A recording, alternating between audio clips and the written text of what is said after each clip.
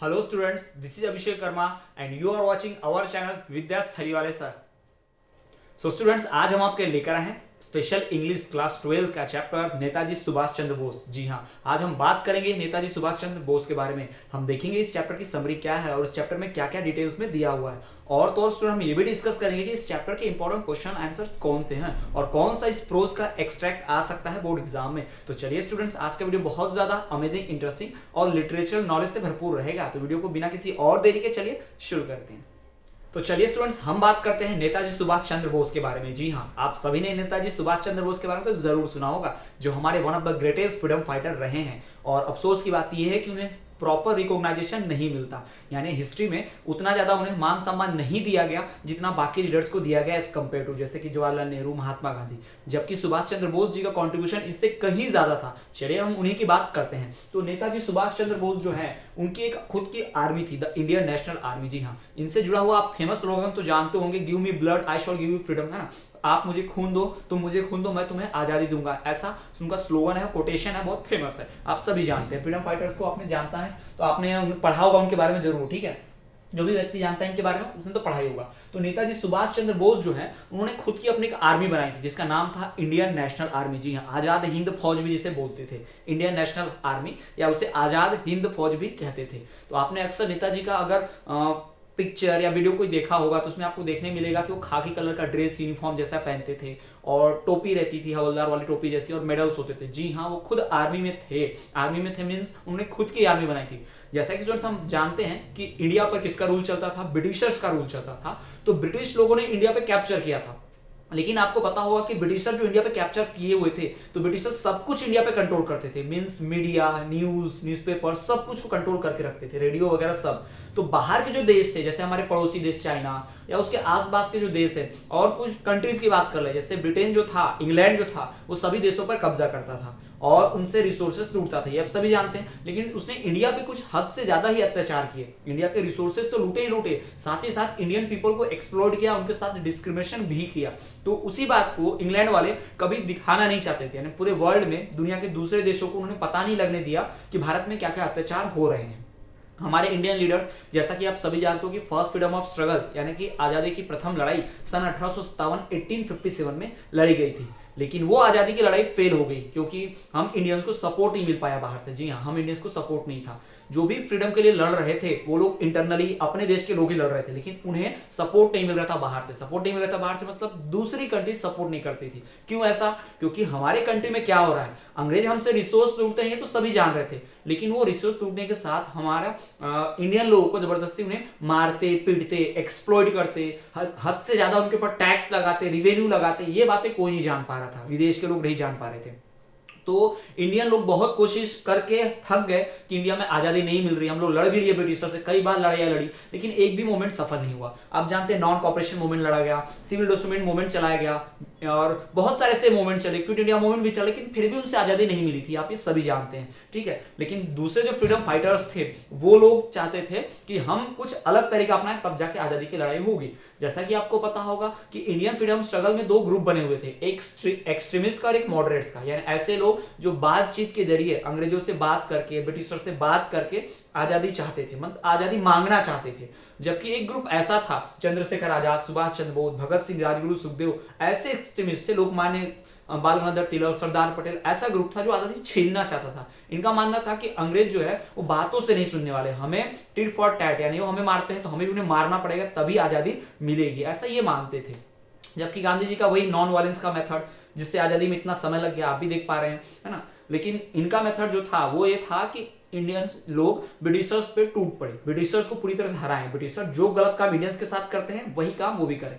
जैसा for example, आप लोगों ने हिस्ट्री में फ्रेंच रिवॉल्यूशन, रशियन रिवॉल्यूशन पढ़ा होगा, तो वहां के लोगों ने कैसे रिवॉल्यूशन किया मोनार्की को हटाने के लिए। तो सेम वैसे ही प्रोसेस चाहते हैं हमारे सुभाष चंद्र बोस जी भी, ठीक। तो ये पूरा जो चैप्टर है ये लिया गया है सुभाष चंद्र बोस की, एक बुक लिखी गई है सुभाष चंद्र बोस जी के ऊपर। उनके ही आर्मी के एक लीडर है जिनका नाम था, उनके आर्मी के एक सदस्य था कर्नल जीएस ढिलन, यानी कि कर्नल गुरुबख्श सिंह ढिलन, जो उनके आर्मी में रहा करते थे। इंडियन नेशनल आर्मी जो आजाद चंद्रशेखर सुभाष चंद्र बोस जी ने जो बनाई थी इंडियन नेशनल आर्मी, उसी के हेड हुआ करते थे, उसी में ये भी मेंबर थे, ठीक है, कर्नल थे, कर्नल के पोस्ट पे। तो इन्होंने उनके बारे में लिखा था कि सुभाष चंद्र बोस जी कैसी सोच रखते हैं, उनके अंदर क्या क्वालिटीज हैं, किस तरह से वो अपने मेंबर्स को इंस्पायर करते हैं, लीडर है कैसे वो, उसी के बारे में सब कुछ है। तो ये पूरा कहानी जो है, पूरा चैप्टर उस पर बेस्ड है। तो हम आपको बता रहे थे कि एक्सट्रीमिस्ट और मॉडरेट्स थे। तो इंडिया के अंदर से लड़ाई करके तो थक गए, लेकिन फिर भी आजादी मिली नहीं। तो हमारे सुभाष चंद्र बोस जी ने इसे क्या सोचा कि क्यों ना बाहर जाया जाए, विदेश के लोगों को सपोर्ट मांगा जाए, उनको बताया जाए, अमेरिका, जर्मनी, फ्रांस, इनको बताया जाए कि इंडिया में क्या क्या अत्याचार कर रहे हैं ब्रिटिशर्स, फिर वहां से हमको सपोर्ट मिले और हमें आजादी मिले, ऐसा इन्होंने सोचा, ठीक है। तो ये चाहते थे ऐसा कुछ हो जाए, ठीक। तो ब्रिटिशर्स ने उस वक्त क्या कर दिया था, इंडिया के सारे बॉर्डर सील कर दिए थे, कोई भी देश से बचकर बाहर नहीं जा सकता था, ठीक है, बहुत कड़ा पहरा लगता था। लेकिन सुभाष चंद्र बोस क्या हुए, अंग्रेजों को चकमा देकर और बहुत ही सक्सेसफुली इंडिया से एस्केप कर गए और दूसरे देशों में चले गए और वहां जाकर उन्हें पॉम्पलेट्स बांटे। वहां जाकर भी इंडियन लोग जो बसे हुए थे उनको इकट्ठा किया और आर्मी बनाई, और उनके सपोर्ट से इन्होंने कई लड़ाइयां भी लड़ी, जैसे म्यांमार को ब्रिटिशर से फ्री कराया और आसपास के छोटे छोटे आइलैंड जिन पर ब्रिटिशर का कब्जा था उनको धीरे धीरे लड़के हरा के उस पर इंडिया का कब्जा कराया, मतलब उसको फ्री करा दिया, ताकि और लोगों के साथ जोड़ते चले, एक बड़ी आर्मी बन जाए और फिर फाइनली इंडिया पे अटैक करके इन ब्रिटिशर्स को भगा दे और इंडिया को फ्री कर दे, ब्रिटिश इंडिया पे अटैक किया जाए। तो ये सोचा था किसने, सुभाष चंद्र जी बोस ने। लेकिन उससे पहले ही उन्हें हटा दिया गया और उनका जो प्लेन है कहते हैं क्रैश हो गया। लेकिन आज भी वो एक मिस्ट्री है, आज तक ना वो प्लेन मिला, ना उस प्लेन के यात्री मिले, ना वो मिले। इसके ऊपर कई सारी कॉन्स्पिरेसी थ्योरीज चलती हैं हमारे सोसाइटी में, हमारे हिस्ट्री में, बुक्स में वगैरह में लिखी हुई, लेकिन आज तक कोई एक सॉलिड एविडेंस या प्रूफ नहीं मिल पाया। अभी हाल फिलहाल में नेताजी सुभाष चंद्र बोस की 125वीं जयंती आने वाली, शायद 125वीं 125 या 175 जयंती आने वाली, तो गवर्नमेंट इसको बहुत ही धूमधाम से मनाने जा रही है, आपको आगे देखने मिलेगा, ठीक है। तो इसी सुभाष चंद्र बोस जी की हम बात करने वाले हैं, नेताजी सुभाष चंद्र बोस, जिन्हें एग्रेसिव नेशनलिज्म का बहुत ही सुपर लीडर कहा जाता है। एग्रेसिव नेशनलिज्म यानी कि ऐसा राष्ट्रवाद, ऐसा नेशनलिज्म जो पूरी तरह से अंग्रेजों से आजादी छीन लेना चाहते हैं। ये बातचीत में नॉन वायलेंस पर विश्वास नहीं रखते। ब्रिटिश अगर बातचीत से मान रहे तो ठीक, नहीं मान रहे तो वायलेंस भी करेंगे, उन्हें मारेंगे भी। ये किसका मानना है, नेताजी सुभाष चंद्र बोस का मानना है, ठीक है। तो इस चैप्टर में नेताजी सुभाष चंद्र बोस के बारे में पूरा डिटेल में लिखा हुआ है कि उनकी क्वालिटीज क्या है, ठीक है। तो नेताजी सुभाष चंद्र बोस जो ने जो आर्मी बनाई थी, उस आर्मी का नाम था इंडियन नेशनल आर्मी। क्या नाम था उसका, इंडियन नेशनल आर्मी, जिसे आजाद हिंद फौज भी कहते थे हिंदी में, ठीक है, याद रखिएगा, इंडियन नेशनल आर्मी भी कहते थे हिंदी में।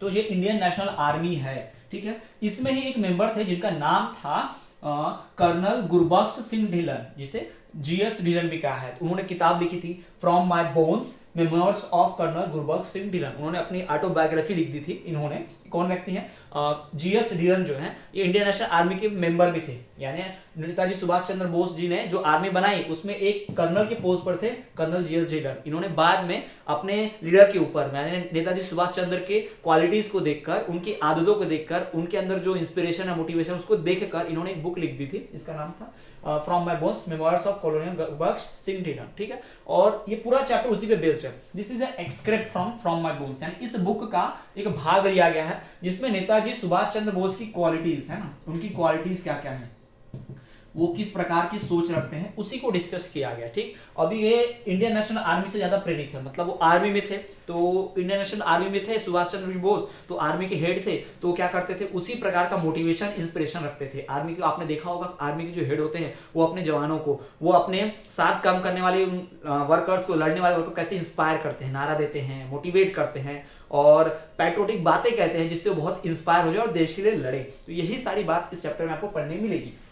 क्लियर? तो आप ये समझ लीजिए कि ये चैप्टर जो है ये एक एक्सक्रिप्ट है, यानी कि एक पार्ट है लिया हुआ, किससे, from my bones memoirs of colonel Gurbaksh Singh Dhillon, autobiography है, इसमें से लिया गया एक पार्ट है जो क्या डिस्क्राइब करता है, नेताजी सुभाष चंद्र बोस जी की क्वालिटीज को डिस्क्राइब करता है कि नेताजी सुभाष चंद्र बोस के अंदर कौन कौन सी क्वालिटीज थी, किस प्रकार के व्यक्ति थे वो, किस प्रकार के सैनिक थे, किस प्रकार के फ्रीडम फाइटर्स थे, वो यहाँ पर डिस्कस किया गया है। स्टूडेंट्स, कहा जाता है कि नेताजी सुभाष चंद्र बोस जी का इतना ज्यादा वर्चस्व था, हिस्ट्री में कहा जाता है इतना वर्चस्व था, उनका पहुंच इतना ज्यादा था कि कई देश के लोग उनसे डरते थे। जी हाँ, ये हिटलर से भी मिल चुके थे, कई देशों के लोग उनसे डरते थे क्योंकि इनकी आर्मी इतनी स्ट्रांग थी और वो इतने पावरफुल थे।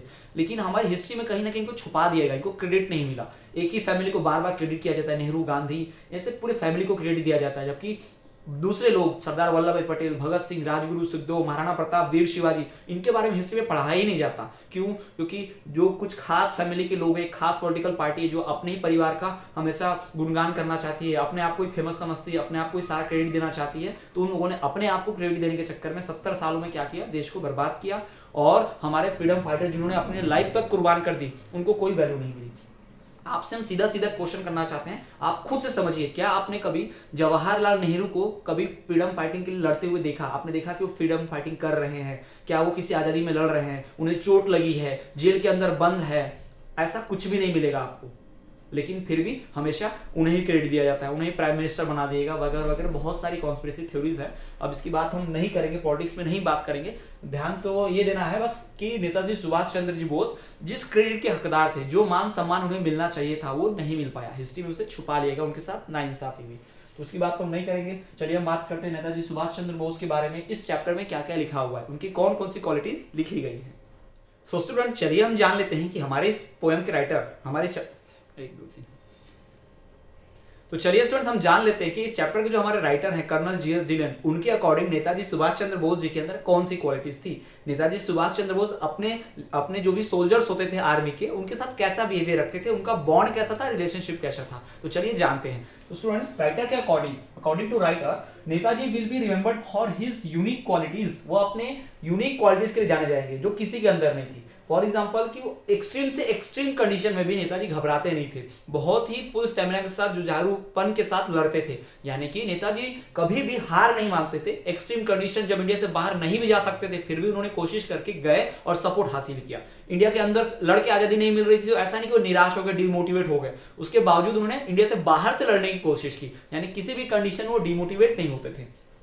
He will be remembered for his unique qualities like struggle for India's freedom, Bharat की आजादी के लिए फुल स्टेमिना से लड़ना और लंबे समय तक लड़ते रहना, ये उनकी क्वालिटी थी। मल्टी फैसेटेड पर्सनालिटी, यानी बहुमुखी प्रतिभा के धनी, मीन्स उनके पास बहुत सारी क्वालिटीज थी। वो ब्रेव, बहादुर थे और जुझारू थे, बहुत स्ट्रगल कर सकते थे। वो उनके अंदर बहुत स्टेमिना था, दिन भर वो लड़ सकते थे। किसके साथ? दूसरे लोगों के साथ, उन अंग्रेजों के साथ, और इंडिया को फ्री बना सकते थे, ऐसा वो मानना है। ये सारी क्वालिटीज उनके अंदर थी। और तो एक लीडरशिप की क्वालिटी थी ही। लीडरशिप की क्वालिटी की वजह से ही उन्हें नेताजी नाम पड़ा। जी हाँ, नेताजी उन्हें क्यों कहा जाता है? क्योंकि सभी लोग उनको अपना रोल मॉडल मानते थे। पूर्व इंडिया के भी वो लीडर थे, ऐसा माना जाता है। इवन तो रविन्द्रनाथ टैगोर ने तो उन्हें लीडर ऑफ द कंट्री भी कह दिया था, ये आगे हम पढ़ेंगे।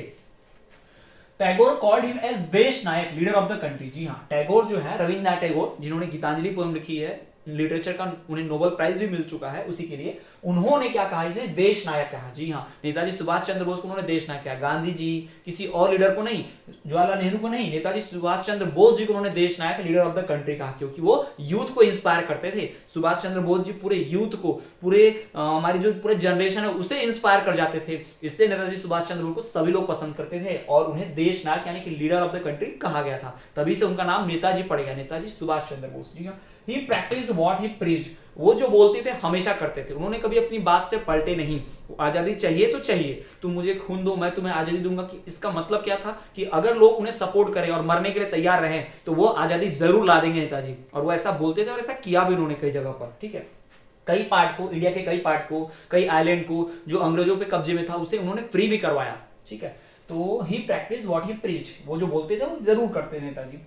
He cares for honor, welfare, comfort and feelings of his soldiers। जी हाँ, नेताजी सुभाष चंद्र बोस अपने सोल्जर्स, अपने सैनिकों के आत्मसम्मान की चिंता करते हैं कि उनके सैनिकों का कभी भी मतलब डिसरिस्पेक्ट नहीं होना चाहिए। उनकी फीलिंग्स, उनके सैनिक क्या सोचते हैं, देश के लिए लड़ना है या देश के लिए किस तरह से जान देनी, कुर्बान होना, ये सब कुछ चिंता करते थे नेताजी। इसलिए नेताजी को सभी उनके सोल्जर्स पसंद करते थे, बोलते ना। He cared for honor, welfare, comfort and feelings of his soldiers। Honour, आत्मसम्मान, वेलफेयर, अपने सोल्जर्स की भलाई, साथ ही साथ कंफर्ट, उनके आराम की भी चिंता की, और उनके फीलिंग्स की, कि वो किस फीलिंग के साथ आजादी की लड़ाई में लड़ना चाहते हैं। ये सब बातों की केयर नेताजी करते थे। और ये जो क्वालिटीज हैं ये एक लीडर में होनी ही चाहिए। तो एक लीडर की क्वालिटी नेताजी के अंदर पूरी तरह से थी, इसलिए तो वो लीडर थे इंडियन नेशनल आर्मी के, और उन्हें नाम भी नेताजी पड़ा, इसलिए उन्हें देश नायक भी कहा गया। ठीक, He used to inspire his soldiers, वो अपने सोल्जर्स को इंस्पायर करते थे। जैसा कि आपने देखा होगा आर्मी के बड़े ऑफिसर क्या करते हैं, अपने स्मॉल ऑफिसर को किस तरह से मोटिवेट करते हैं, कोटेशन देके और पैट्रियोटिक स्पीच देके और उनका मोरल हाई रखते हैं किसी भी कंडीशन में। फॉर एग्जांपल अगर दुश्मन आगे ज्यादा है, 1000 सैनिक है और हम लोग सिर्फ 500 या 800 हैं, तो उनसे लड़कर फिर भी हम जीत लेंगे 1 10 के बराबर, ऐसा कुछ मोटिवेटेड बात करके उन्हें इंस्पायर करने का ये नेताजी भी करते थे और अपने सोल्जर को हमेशा इंस्पायर करते रहते थे। He used to inspire his soldiers, that's why they were ready to do anything for him. इसलिए उनके जो सैनिक होते थे, नेताजी सुभाष चंद्र बोस के आर्मी के जो सोल्जर्स वो उनके लिए कुछ भी करने को तैयार होते थे। क्यों? क्योंकि नेताजी उनकी केयर करते थे, उन्हें इंस्पायर करते थे, उनके कंफर्ट, ऑनर, फीलिंग्स, इन सब की चिंता करते नेताजी। तो नेताजी अपनी तरफ से इतना कुछ कर रहे हैं तो सोल्जर्स भी उनके लिए कुछ भी करने को तैयार हो जाते थे। इसी कारण से नेताजी सुभाष चंद्र बोस की आर्मी हमेशा सक्सेसफुल होती थी। जहां जहां उन्होंने लड़ाई लड़ी, हर लड़ाई जीती। और अगर उन्हें थोड़ा सपोर्ट और मिला होता, गांधी जी और जवाहरलाल नेहरू जैसे लीडर्स ने सपोर्ट किया होता नेताजी सुभाष चंद्र बोस को, तो नेताजी सुभाष चंद्र बोस ने कब का आजादी दिला दिया होता, 1930s में ही इंडिया को आजादी मिल गई होती। तो स्टूडेंट ये बात हमने नेताजी की और आगे देखते हैं this relationship between Netaji and his soldiers. अपने सोल्जर्स की केयर करना और सोल्जर्स का नेताजी के लिए कुछ भी कर देना, ये जो रिलेशनशिप है, this relationship between Netaji and his soldiers resulted in high moral of his soldiers. इसी वजह से उनके सोल्जर्स का मोरल हमेशा हाई होता था। उन सोल्जर्स को पता है कुछ भी हो जाए हमारे नेताजी, हमारे लीडर हमारे सामने खड़े हैं, वो हमें हमेशा सपोर्ट करते हैं, हमारे ख्याल रखते हैं, हमारी चिंता करते हैं, हमारी फीलिंग्स का, ऑनर का, आत्मसम्मान का हमेशा केयर करते हैं, तो हम उनके लिए कुछ भी कर जाएंगे। That's why the moral of his soldiers were always high, है ना, हाई मोरल रहता था उनके सोल्जर्स का। इवन इन डिफिकल्ट सिचुएशन, और विषम से विषम परिस्थितियों में, कठिन परिस्थितियों में, जैसे मैंने बताया कि सामने दुश्मन सेना ज्यादा हो और इनके सोल्जर कम होते थे, फिर भी इनके सोल्जर घबराते नहीं थे कि इनको पता है कि मोटिवेट करने वाले नेताजी सुभाष चंद्र प्रेजेंट है, और साथ ही साथ ये कभी हार नहीं मानते और नेताजी उनका पूरा ख्याल रखते हैं। तो इस वजह से इन डिफिकल्ट कंडीशन में भी वो घबराते नहीं थे। तो ये बात की हमने नेताजी के कुछ क्वालिटीज की। चलिए जान लेते कुछ और बातें नेताजी सुभाष चंद्र बोस के बारे में। सो स्टूडेंट्स, राइटर्स अपनी कहानी में और आगे लिखते हैं कि नेताजी के अंदर और कौन कौन सी क्वालिटीज थी, तो उनके और क्वालिटीज के बारे में जानते हैं। तो Netaji was an experienced soldier या लीडर। नेताजी बहुत ही अनुभवी सोल्जर और लीडर थे। जी हाँ, बहुत ही अनुभवी नेता, उन्हें सब कुछ का एक्सपीरियंस था, बहुत सारी चीजें उन्होंने अपनी लाइफ में देखी थी, उन्हें एक्सपीरियंस था, यानी आगे क्या होगा या अभी इस कंडीशन में क्या करना चाहिए, इस बात की जानकारी नेताजी को होती थी। He used to study deeply about a particular subject. अगर कहीं लड़ाई करने जानी है या किसी टॉपिक पे स्पीच देना है तो उस बारे में बहुत ही डिटेल में स्टडी करते थे। यानी नेताजी कभी भी आधी अधूरी जानकारी लेके काम नहीं करते थे, वो हमेशा डीप स्टडी करके किसी टॉपिक पर पर्टिकुलर फुल नॉलेज लेके डीप स्टडी करने के बाद ही उस काम को करते थे, उस काम में हाथ डालते थे। ठीक है, ये नेताजी की बात है। He has gift of recognizing talent. वो टैलेंट को पहचान लेते थे, मींस कौन सा व्यक्ति सही है किस काम के लिए, ये जान लेते थे। इसलिए वो एक सही व्यक्ति को एक सही काम पर लगाते थे। मतलब इस काम को कौन अच्छे से कर पाएगा, इस काम का, इसी काम करने की क्वालिटी जो है किस व्यक्ति के अंदर है, नेताजी अपने आर्मी सोल्जर में पहचान लेते हैं। यानी कौन से सोल्जर को कौन सी पोस्ट देनी है, कौन सा काम सौंपना है, ये नेताजी के अंदर ये टैलेंट बचपन से मतलब बहुत ही गिफ्टेड था। वो मतलब उनके अंदर टैलेंट पहले से था, वो सबको पहचान लेती थी कौन सा व्यक्ति किस काम के लिए बना हुआ है, उसको कौन सा काम देना चाहिए, ऐसा राइटर कहते हैं। और तो और वो कभी भी अच्छे काम पर अप्रिशिएट करने में फेल नहीं हुए, मींस किसी उनके सोल्जर ने अच्छा काम किया, he never fail to appreciate that work, है ना, वो अच्छे काम की कभी भी सराहना करने से चूके नहीं, हमेशा सराहना करते थे। किसी ने अच्छा काम किया तो हमेशा तारीफ करते, गुड, बहुत अच्छा काम किया आपने, वगैरह वगैरह, ऐसा मोटिवेट करते थे। लेकिन वो बहुत ही दयालु थे, गलत काम कर दिया तो पनिश नहीं करते थे, समझा कर छोड़ दिया करते थे, उन्हें सीख देते, सिखाते और वार्निंग दिया करते, कभी भी पनिशमेंट नहीं दी। ही वॉज काइंड हार्टेड, दयालु थे और नेवर पनिश्ड एनीबॉडी, कभी किसी को सजा नहीं दी। He was with keen military foresight. वो मिलिट्री में बहुत दूर तक देख सकते थे, यानी कैसे मिलिट्री प्लानिंग करनी है ये बहुत दूर तक उन्हें पता होता था। यानी फ्यूचर में जानते थे कि मिलिट्री में ऐसा ऐसा होगा, ऐसा ऐसा करेंगे, बहुत ही फोरसाइट, दूरदृष्टि थी उनकी। Once he sent an ultimate warning to Britishers to free India within 6 months. जी हाँ, एक बार क्या किया तो उन्होंने एक अल्टीमेट वार्निंग दी ब्रिटिशर्स को कि इंडिया को फ्री कर दो 6 महीने के अंदर, वरना क्या होगा, हम नेशनल स्ट्रगल करेंगे और नेशनल स्ट्रगल के तुम तैयार हो जाओ, ऐसा वार्निंग दिया था। तो इस वार्निंग से अंग्रेज डर भी गए थे और उन्हें प्लानिंग भी शुरू कर दी थी कि कैसे लड़ा जाएगा। तो जी हाँ, ब्रिटिशर्स को अल्टीमेट वार्निंग देने तक की हिम्मत ऐसी थी नेताजी सुभाष चंद्र बोस के अंदर, है ना। ऐसे अल्टीमेटम गांधी जी तक नहीं दे पाए थे, जबकि नेताजी ने दे दिया था और स्ट्रगल के लिए तैयार भी थे, और सपोर्ट मिला होता तो आजाद करा भी देते थे इंडिया को। He had a vision to free India. उनके पास ऐसी सोच थी, वो देखते थे कि हाँ इंडिया फ्री हो जाएगा। He had a vision to free India.